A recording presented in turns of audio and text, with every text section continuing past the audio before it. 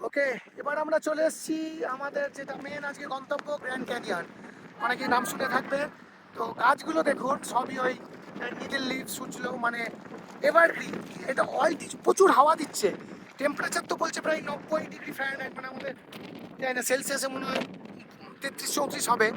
কিন্তু প্রচুর হাওয়া, সেই জন্য গরম লাগছেই না। আপনাদের জাস্ট দেখাতে চাই মানে এর গভীরত্বটা দেখুন শুধু। গাছগুলো এই দিকটা দেখুন, ক্যানিয়ন যাকে বলে একদূরে, বাপরে। এখানটা দেখুন কিরকম। না না যাইনি। এখানে রয়েছে ওই জায়গা দেখতে পাচ্ছেন, শ্রেয়সী আর শিল্পী ওরা ওরা ওখানে সৃজনীকে নিয়ে ওদিকে চলে গেছে।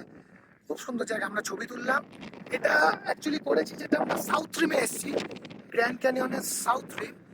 সেইখান থেকে আমরা একটা বাস নিয়েছি, মানে গাড়িটা ওখানে রেখে দিয়েছি পার্কিংয়ে। একটা বাস অরেঞ্জ, ওদের অনেক কটা রুট আছে, ব্লু, অরেঞ্জ আর রেড। আমরা অরেঞ্জ রুট নিয়েছি।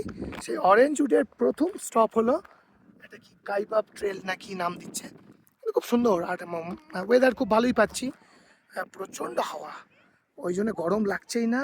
আর এই দিকটা একটু ধোঁয়াশে মতো লাগছে, কেন জানি না। কিন্তু ক্যানিয়নে কতটা খাদ কি হতে পারে, মানে তার গভীরত্ব কতটা আমি শুধু দেখছি এখান থেকে। খুব সুন্দর, দারুণ ভিউ।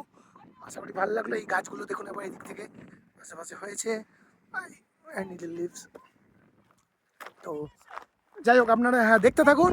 আমি আরও ছোট ছোট, আচ্ছা আরও এই দিকটাতে আছে বলছে শিল্পী, দেখি এদিকেও কিছু ভিউ আছে, আমি দেখাই। ওই দিকের ওই রকের গাগুলো দেখতে পেয়েছি, ওই গাছগুলো দেখুন, সেগুলো দেখতে পেয়েছি ভালো। ও হুম, এই তো। এখান থেকেও দেখুন, দাঁড়ান, এই যে দেখুন একদম গাছ, তার উল্টো দিকে খুব সুন্দর লাগছে।